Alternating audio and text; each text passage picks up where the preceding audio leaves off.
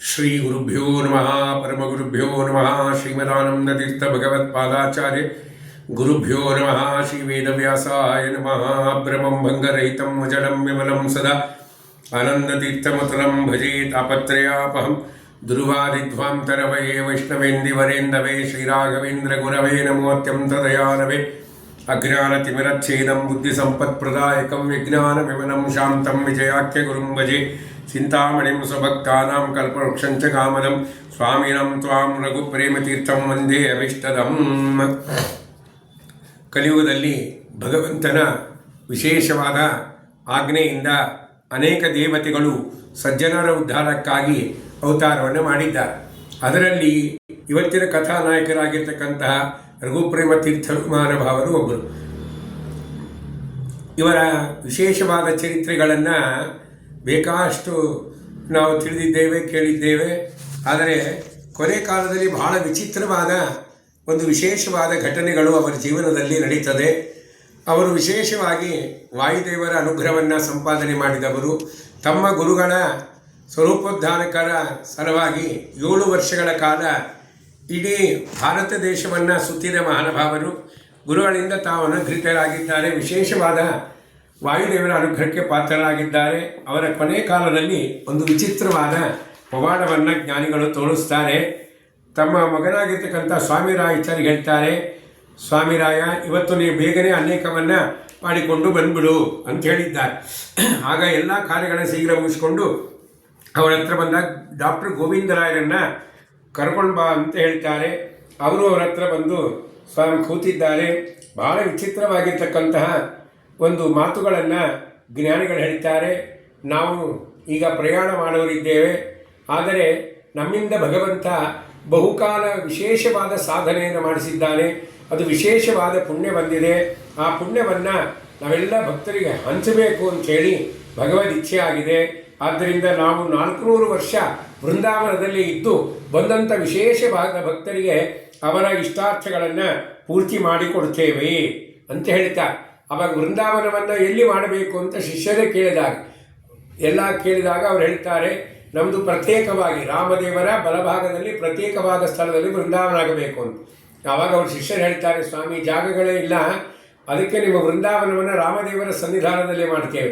ಅದಕ್ಕೆ ರಘುಪ್ರೇಮ ತೀರ್ಥರವ್ರು ಮಾತು ಹೇಳ್ತಾರೆ, ಮುಂದೆ ಮಂತ್ರಾಲಯ ಪ್ರಭುಗಳಲ್ಲಿ ಬಂದಂತೆ ನಮ್ಮ ವೃಂದಾವನ ದರ್ಶನ ನಿಮಿತ್ತವಾಗಿ ಮತ, ಕುಲ, ಜಾತಿ, ಅಂತ್ಯಭೇದವಿಲ್ಲದೆ ಜನರು ತಮ್ಮ ಮನೋ ಇಷ್ಟಾರ್ಥವನ್ನು ಸಿದ್ಧಿ ಮಾಡಲಿಕ್ಕಾಗಿ ಸೇವೆ ಮಾಡಲಿಕ್ಕೆ ಬರ್ತಾರೆ.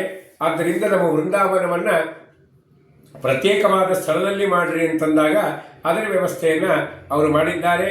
ಮರುದಿವಸ ಅಮಾವಾಸ್ಯೆ ಮಧ್ಯಾಹ್ನ 3 ಗಂಟೆಗಳ ಅಂದರೆ ಶ್ರಾವಣ ಶುದ್ಧ ಅಮಾವಾಸ್ಯೆ ದಿವಸ ಮಧ್ಯಾಹ್ನ 3 ಗಂಟೆಗೆ ಹೇಳ್ತಾ ಇದ್ದಾರೆ ಶಿಷ್ಯರಿಗೆ, ನೀವೊಂದು ಕೆಲಸ ಮಾಡಿರಿ. ಏನು ಅಂದರೆ ಚಾಪಿಯನ್ನು ಹಾಕ್ರಿ, ನಾವು ಇವತ್ತು ಪ್ರಯಾಣ ಮಾಡೋರಿದ್ದೇವೆ ಅಂತ ತಿಳಿಸ್ತಾರೆ. ಆದರೆ ವಿಶೇಷವಾಗಿ ಚಾಪಿಯನ್ನು ಹಾಕ್ತಾರೆ. ಹಾಕಿದ ಮೇಲೆ ಅವರು 5 ಬ್ರಾಹ್ಮಣರನ್ನು ಕರ್ಕೊಂಬರ್ರಿ ಅಂತ ರಘುಪ್ರೇಮ ತೀರ್ಥರು ಹೇಳ್ತಾರೆ. 5 ಜನ ಬ್ರಾಹ್ಮಣರು ಬರ್ತಾ ಇದ್ದಾರೆ. ಅದರಲ್ಲಿ ಯಾರ್ಯಾರು ಬಂದಿದ್ದಾರೆ ಅಂತ ಹೇಳ್ತಾರೆ.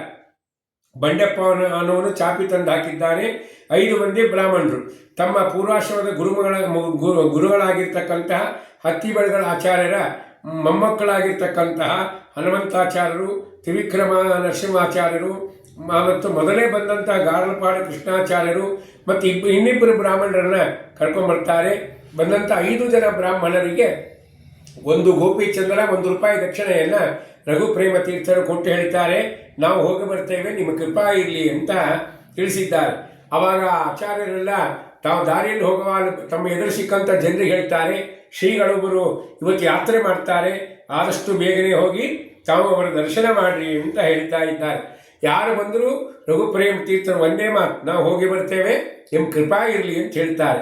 ಅವರ ವಿಶೇಷವಾದ ಅನುಗ್ರಹ ಪಡೆದ ಕೆಲವು ಮುಸಲ್ಮಾನ ಶಿಷ್ಯರು ಕೂಡ ಅವರ ಕೊನೆಯ ದರ್ಶನಕ್ಕೆ ಬಂದಾಗ ಮಂತ್ರಾಲಯ ಪ್ರಭುಗಳು ಅವರು ಹೇಳ್ತಾರೆ, ರಘುಪ್ರೇಮ ತೀರ್ಥರು, ನಿಮ್ಮ ಕೃಪೆ ಇರಲಿ, ಆಪ್ಕಾ ಕೃಪಾ ದಯಾ ರಖೋ ಅಂದಾಗ ಅವಾಗ ಅವರು ಹೇಳ್ತಾರೆ, ಆಪ್ ಮಂತ್ರಾಲಯ ಸ್ವಾಮಿ ಕೆ ಜೈಸೆ ಬಡಾ ಸ್ವಾಮಿ ಹೈ, ಆಪ್ ಹಮಾರೆ ಉಪ್ಪರ್ ದಯಾ ರಖೋ ಅಂತ ಮುಸಲ್ಮಾನರು ಕೂಡ ಅವರಲ್ಲಿ ವಿಶೇಷವಾದ ಪ್ರಾರ್ಥನೆಯನ್ನು ಮಾಡಿದ್ದಾರೆ. ಈ ರೀತಿಯಾಗಿ ಅಲ್ಲಿ ವಿಶೇಷವಾದ ಕಾಲ ಹೋಗ್ತಾ ಇದೆ. ಅವಾಗ ಅಲ್ಲಿ ಡಾಕ್ಟರ್ ಬರ್ತಾ ಇದ್ದಾರೆ, ಡಾಕ್ಟರ್ ನರಸಿಂಗರಾಯರು ಅಂತ. ಅವರು ಬಂದು ನೋಡ್ತಾರೆ ಇವರ ದೇಹವನ್ನು ಪರೀಕ್ಷೆ ಮಾಡಿದಾಗ ದೇಹದಲ್ಲಿ ಯಾವ ಕೆಲಸಗಳು ಮಾಡ್ತಾ ಇಲ್ಲ, ನರನಾಡಿಗಳು ಕೆಲಸ ಮಾಡ್ತಾ ಇಲ್ಲ, ಹಾರ್ಟ್ ಬೀಟಿಂಗ್ ಇಲ್ಲ, ಏನೇನು ಕೆಲಸ ಮಾಡ್ತಾ ಇಲ್ಲ. ಅವರಿಗೆ ಬಹಳ ವಿಚಿತ್ರ ಅನ್ನಿಸ್ತದೆ. ಅವಾಗ ಕೇಳ್ತಾರೆ ಗುರುಗಳು, ನಿಮ್ಮ ಅಲೋಪತಿಕ್ ಏನು ಹೇಳುತ್ತೆ ಹೇಳಿ ಅಂತ. ಅವಾಗ ಅವ್ರು ಹೇಳ್ತಾರೆ, ಸ್ವಾಮಿ ನಮ್ಮ ಅಲೋಪತಿಕ್ ಪ್ರಕಾರ ನೀವು ಇರಲೇಬಾರ್ದು, ನಿಮ್ಮ ದೇಹದಲ್ಲಿ ಯಾವ ವ್ಯಾಪಾರಗಳು ನಡೀತಾ ಇಲ್ಲ, ನೀವು ಹೋಗಿಬಿಡಬೇಕಾಗಿತ್ತು. ಅರ್ಧ ಗಂಟೆ ಆಗಿದೆ, ನಿಮ್ಮ ದೇಹದಲ್ಲಿ ಎಲ್ಲ ವ್ಯಾಪಾರ ನಿಂತು ಹೋಗಿದೆ, ಎಲ್ಲ ದೇಹದ ಎಲ್ಲ ಅವಯವಗಳ ವ್ಯಾಪಾರ ಸ್ಥಗಿತವಾಗಿದೆ. ಆದರೆ ನೀವು ವಿಶೇಷವಾಗಿ ವಾಯುದೇವರ ಅನುಗ್ರಹ ಒಂದು ಸಂಪಾದನೆ ಮಾಡಿದ್ದೀರಾದ್ರಿಂದ ನೀವು ಇನ್ನೂ ಈ ದೇಹದಲ್ಲಿ ಇದ್ದೀರಿ ಅನ್ನೋದು ಹೇಳ್ತಾರೆ. ನೀವು ನಿಜವಾಗಿಯೂ ಸಾಮಾನ್ಯರಲ್ಲ, ದೇವಾಂಶರಿದ್ದೀರಿ ಅಂತ ಹೇಳಿದಾಗ ಈ ರೀತಿಯಾಗಿ ಅನೇಕ ಜನರು ಬಂದು ಅವರ ದರ್ಶನ ಮಾಡ್ತಾರೆ. ಬಂದವರಿಗೆಲ್ಲ ಒಂದೇ ಮಾತು ಹೇಳ್ತಾರೆ, ನಾವು ಹೋಗಿ ಬರ್ತೇವೆ, ಕೃಪಾ ಇರಲಿ ಅಂತ. ಈ ರೀತಿಯಾಗಿ ಹೇಳುವಾಗ ರಾತ್ರಿ 2 ಗಂಟೆ ಆಗುತ್ತೆ, 8 ಗಂಟೆ ಆಗುತ್ತೆ, ಮುಂದೆ ರಾತ್ರಿ 2 ಗಂಟೆ ಆಗ್ತದೆ. ಅವಾಗ ಕೇಳ್ತಾರೆ ಗುರುಗಳು ಎಷ್ಟು ಟೈಮ್ ಆಗಿದೆ, ರಾತ್ರಿ 2 ಗಂಟೆ ಆಗಿದೆ ಅಂತ. ಅವಾಗ ಅವ್ರು ಹೇಳ್ತಾರೆ, ನಾವು ಪುನಃ ಮಂಚದ ಮೇಲೆ ಮಲಗ್ತೇವೆ, ನಮಗೆ ಮಂಚದಲ್ಲಿ ವ್ಯವಸ್ಥೆ ಮಾಡಿರಿ ಅಂತ. ಆ ಮಂಚದಲ್ಲಿ ತಾಮಾಗೆ ಎದ್ದು ಹೋಗಿ ಮಲಗಿದ್ರಂತೆ. ನೋಡಿರಿ, ದೇಹದಲ್ಲಿ ಯಾವ ಅವಯವಗಳು ಕೆಲಸ ಮಾಡ್ತಾ ಇಲ್ಲ, ತಮ್ಮಷ್ಟಕ್ಕೆ ತಾವೇ ಅನಾಯಾಸವಾಗಿ ಹೋಗಿ ಮಲಗಿದ್ದಾರೆ ಅಂದರೆ ಅದೆಲ್ಲವೂ ದೇವತಾ ಸ್ವರೂಪ ಇದ್ದರೆ ಮಾತ್ರ ಸಾಧ್ಯ. ಮಲಗಿದ್ದಾರೆ. ಮರುದಿವಸ ಭಾದ್ರಪದ ಶುಕ್ಲ ಪ್ರತಿಪದ ದಿವಸ ಮತ್ತೆ ಹೇಳ್ತಾ ಇದ್ದಾರೆ, ಚಾಪಿ ಹಾಕ್ರಿ. 1943 ಸೆಪ್ಟೆಂಬರ್ನಲ್ಲಿ ಅವರು ಪ್ರಯಾಣ ಮಾಡಿದ್ದಾರೆ. ಚಾಪಿ ಹಾಕ್ರಿನ ಹೋಗಿ ಬರ್ತೇವೆ ಅಂತ ಹೇಳಿದ್ದಾರೆ. ಆ ರೀತಿಯಾಗಿ ಅವರ ಶಿಷ್ಯರೆಲ್ಲ ಚಾಪಿ ಹಾಕಿದ್ದಾರೆ. ಅವರು ಮಲಗಿದ ಕೂಡಲೇ ಅವರುಗಳ ಕೈಕಾಲುಗಳೆಲ್ಲ ತಣ್ಣಗಾಗಿದೆ. 1 ಗಂಟೆ ಒಳಗೆ ಸುಮಾರು 4-5 ಸಾವಿರ ಜನ ಬಂದು ಅಲ್ಲಿ ಸೇರಿದ್ದಾರೆ. ಎಬ್ಬಿಸಿರಿ, ಕೂಡ್ತೇವೆ ಸ್ವಲ್ಪ ಹೊತ್ತು ಅಂತ ಗುರುಗಳು ಹೇಳಿದಾಗ ಆಗ ಬಂಡೆಪ್ಪ ಗೋವಿಂದರಾಯರ ಸಹಾಯದಿಂದ ಎಬ್ಬಿಸ್ತಾರೆ. ಅಷ್ಟರೊಳಗೆ ತಾನಾಗಿ ಪದ್ಮಾಸನ ರೂಢರಾಗಿ ಧ್ಯಾನಪರರಾಗಿ ಅವರ ಸಮೀಪದಲ್ಲಿ ತಾವು ಕೂತಿದ್ದಾರೆ. ಆ ಕಾಲಕ್ಕೆ ಪಡಕಂಡ್ಲ ಗುರಾಚಾರ್ಯರ ಹತ್ರ ಮತ್ತು ಬೆಳಗಡೆ ಆಚಾರ್ಯರು ಮೊಮ್ಮಕ್ಕಳಾಗಿರ್ತಕ್ಕಂಥ ಹನುಮಂತಾಚಾರ್ಯರು, ತ್ರಿವಿಕ್ರಮಾಚಾರ್ಯರು, ತ್ರಿವಿಕ್ರಮ ನರಸಿಂಹಾಚಾರ್ಯರು, ಇನ್ನಿತರ ಆಚಾರ್ಯರು ಕಣ್ಣರೆಪ್ಪೆ ಬಿಡದೆ ಏಕಚಿತ್ತದಿಂದ ನೋಡ್ತಾ ಇದ್ದಾರೆ ಗುರುಗಳನ್ನು. ರಾತ್ರಿ 8 ಗಂಟೆಯ ಸಮಯದಲ್ಲಿ ಶ್ರೀಗಳ ನಾಭಿ ಕಮಲದಿಂದ ದಿವ್ಯವಾದ ಒಂದು ಜ್ಯೋತಿ ಬಂದು ಅವರ ಹೃದಯ ಭಾಗದವರೆಗೆ ಬಂತಂತೆ. ಅದನ್ನು ಎಷ್ಟೋ ಜನ ಕಣ್ಣಿಂದ ನೋಡಿ ಧನ್ಯ ಧನ್ಯ ಅಂಥೇಳಿ ನಮಸ್ಕಾರವನ್ನು ಮಾಡಿದ್ದಾರೆ. ಆ ಸಮಯದಲ್ಲಿ ಅವರು ಯಾತ್ರೆಯನ್ನು ಮಾಡಿದ್ದಾರೆ. ಮುಂದೆ ಆಗ್ತಕ್ಕಂತಹ ಎಲ್ಲ ವಿಧಾನಗಳಿಂದ ಅವರ ವೃಂದಾವನವನ್ನು ಮಾಡಿದ್ದಾರೆ. ವಿಶೇಷವಾಗಿ ವಾಯುದೇವರ ಅನುಗ್ರಹವನ್ನು ತಾವು ಸಂಪಾದನೆ ಮಾಡಿದ್ದರಿಂದ ಈ ರೀತಿಯಾದ ವಿಶೇಷವಾದ ವ್ಯಾಪಾರಗಳನ್ನು ಮಾಡಿ ತೋರಿಸಿದ್ದಾರೆ. ವಿಶೇಷವಾದ ಪುಣ್ಯವನ್ನು ಸಂಪಾದನೆ ಮಾಡಿದ್ದಾರೆ. ಅದರ ಫಲವಾಗಿ ಅವರು 400 ವರ್ಷಗಳ ಕಾಲ ವೃಂದಾವನದಲ್ಲಿದ್ದು ಬಂದಂಥ ಭಕ್ತರಿಗೆ, ಯಾವ ಭಕ್ತರ ಮತ ಜಾತಿ ಭೇದ ಇಲ್ಲದೆ ಯಾರು ಬರ್ತಾರೋ ಅವರ ಸೇವೆ ಮಾಡ್ತಾರೋ ಅವರಿಗೆ ವಿಶೇಷವಾದ ಅನುಗ್ರಹವನ್ನು ಮಾಡ್ತಾ ಇದ್ದಾರೆ. ಆ ಸಭೆಯಲ್ಲಿ ಅನೇಕ ಜ್ಞಾನಿಗಳು ಬಂದು ಸೇರಿದ್ದಾರೆ.